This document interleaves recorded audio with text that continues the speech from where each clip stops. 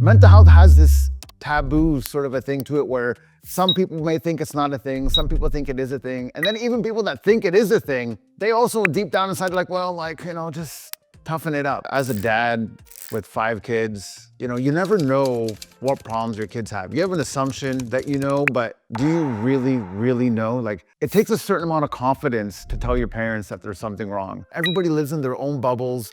Everybody lives in their own, fortress of solitude, if you will. And we don't know what else is going around in the world. We don't know what our neighbors are doing. We don't know what our nieces and nephews are doing. But Naseeha can find out. Naseeha can help. Sure, my name is Tarek Ibrahim. It started from I would call it a younger age, if you will, where I was keen on finding out where problems were in our society. And a lot of people are always convinced that all the problems in the world are happening overseas, but then we tend to ignore the people that are near and dear to us. And when I stumbled upon Naseeha and I found out that there's so many people that need help here locally, I was actually even caught off guard. Like, I never knew so many people actually had these problems, so many people needed this help. And I felt like, the first thing you gotta do in any society is, help your direct neighbors first. And that's what really got me closer to Naseeha, is finding out that this need exists and this need needs to be supported. So what motivated me to give my time and resources to Naseeha? I'll be honest, as a dad with 5 kids, you never know what problems your kids have. You have an assumption that you know, but do you really know? Like, it takes a certain amount of confidence to tell your parents that there's something wrong.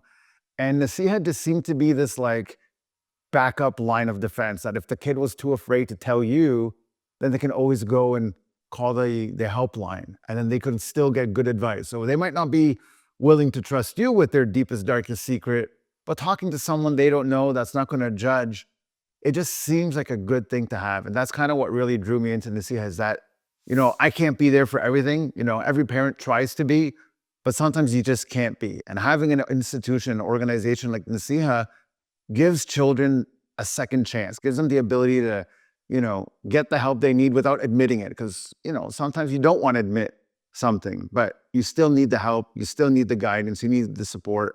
And that's really what drew me into Naseeha, that it's there to help people, thick or thin. So as a donor to invest in youth mental health, I'll be honest, at first I didn't even think mental health was a thing, to be quite honest. Like, I was one of the guys that was of the opinion that mental health is like, come on, just suck it up and be tough kind of a thing. But then you hear some of the stories that Naseeha deals with, and you hear it firsthand. And when you hear it firsthand, you kind of fall apart, you kind of crumble. Similarly to what happens around the world when you see kids starving and you see kids needing help, it hits you the same way. But mental health has this taboo sort of a thing to it where some people may think it's not a thing, some people think it is a thing. And then even people that think it is a thing, they also deep down inside are like, well, like, just toughen it up. But when you hear these calls and you hear these stories, it just lets you know that this is a needed thing. This is a needed service. People need it so badly because the world isn't what we think it is, right? Everybody lives in their own bubbles. Everybody lives in their own, fortress of solitude, if you will. And we don't know what else is going around in the world. We don't know what our neighbors are doing. We don't know what our nieces and nephews are doing. But Naseeha can find out. Naseeha can help. And I think that's just really the beauty of it, is that it's there all the time, 24 hours a day. Pick up the phone, call, no judgment. It's really a helpful thing. Like, to me, that's what really drew me in, is that once you find out how bad some people have it sometimes, you're then really able to understand. Because until you hear the call, sometimes you might not really know what mental health even is. Like, everyone has their own ideas of it, right? And especially in this modern day, a lot of addictions and things, it gets blurry sometimes. But when you actually get close to it and feel it, no, it needs everybody's support.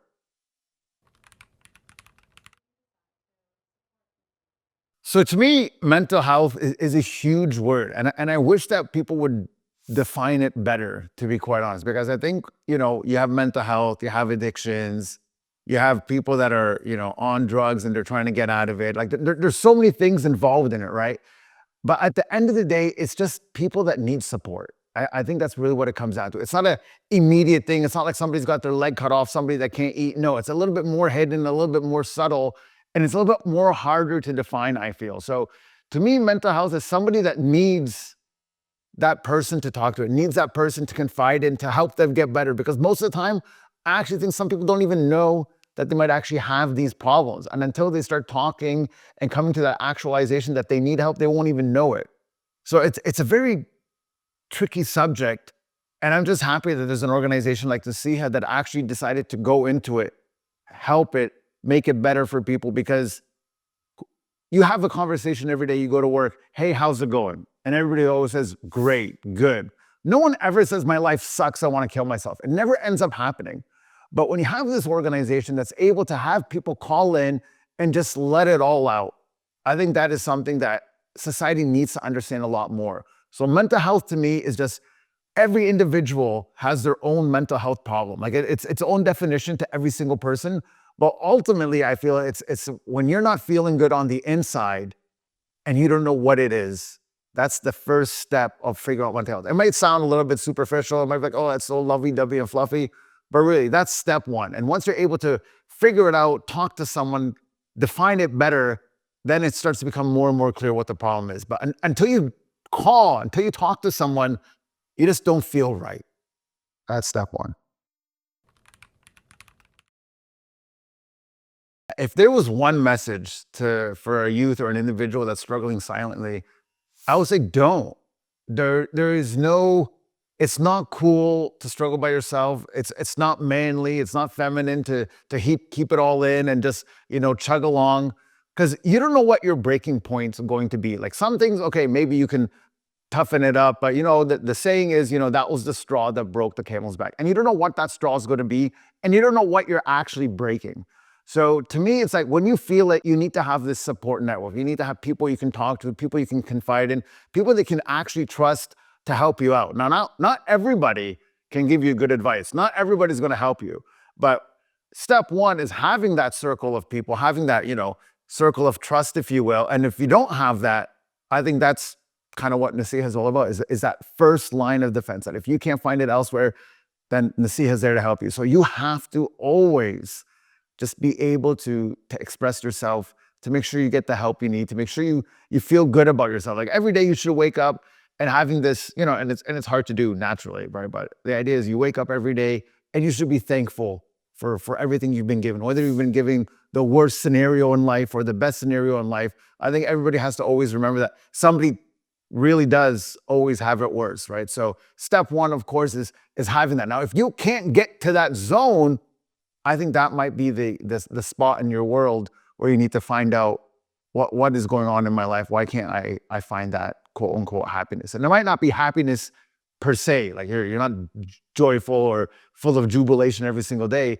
but remembering, I think that's very important to remember where you are in life. And then if you need help to go and find it. What challenges do I see the youth facing today? So many. I'll be honest. I don't know what the world is going to be like. Like I have a bit of a grim and dark position into the future, to be honest. So the youth these days, they had COVID, right? And a lot of them, they didn't get the chance to socialize the way people that didn't have COVID have the ability to socialize. So the youth these days need all the help and support they can get, because they've been kind of shielded away from actual real life. They've been shielded away from actual difficulty. And I think the real world is waiting for them. And the real world, as you all know, is so harsh, so cruel, so difficult at times. And I don't know if the youth these days are actually giving the skills and the tools they need mentally, let alone physically, to actually survive in the real world. I think the real world's going to eat these kids alive, and they don't even know what the real world is. Like everyone's saying grade 9, grade 10, you see kids all the time, this 6, 7 thing. It's just this crazy thing right now. Like the youth have no clue what the real world is, and the real world's still the real world. So, we're in for a very, very big awakening, I think, a lot of the young people. And I just think everyone needs to do their part to to make sure that your youth are given the tools they need to succeed. It's not always money. It's not always finances, right? It's about knowing what the expectations are in the world, that life isn't always going to be easy. Life will be full of tough decisions to make. And we need to arm our children with that understanding that they can still succeed, that they have to do it, but it takes tough work. Like, it's going to be sacrifice. People are going to be mean to you. People are going to be racist. People are going to hate you. This is just a reality of life. But you need to have those tools. You need to have that confidence. You need to have that support. So when the real world throws, lemons at you, if you will, then you can squeeze that up and make some lemon juice, lemonade, whatever you like to drink.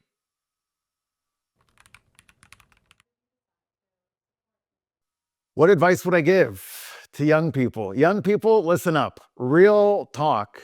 Young people, you guys need to know that life is not always good, and it's not always fun, and it's not always beautiful, and it's not always roses. And, everybody's on their phones.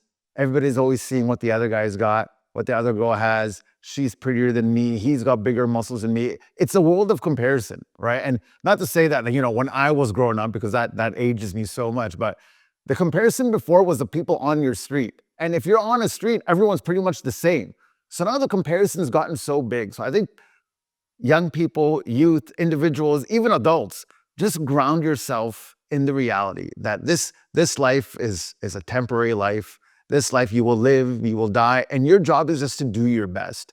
I think people have lost track of what your best is, and they just want what the other guy's got, and then later on they find out that guy doesn't have enough, and it just keeps going and going and going. And then you find out that people are unsatisfied in life, looking for the meaning of life, and it's this horrible, cyclical sabotage of the soul. So I think human beings, any age, I wouldn't even limit this to young people, but any age has to realize that life is meant to be a struggle. Life is meant to be difficult. And your only way to escape, your only way to find solitude is to just know and have that confidence in your life that you've done your best and that whatever you have is what you have. You know what I mean? You just got to find happiness and joy in what you actually have. Some people have kids. Some people have no kids. Some people have parents. Some people have no parents. Some people have money. Some people have no money. But there's nobody in the world that has nothing. Everybody has something.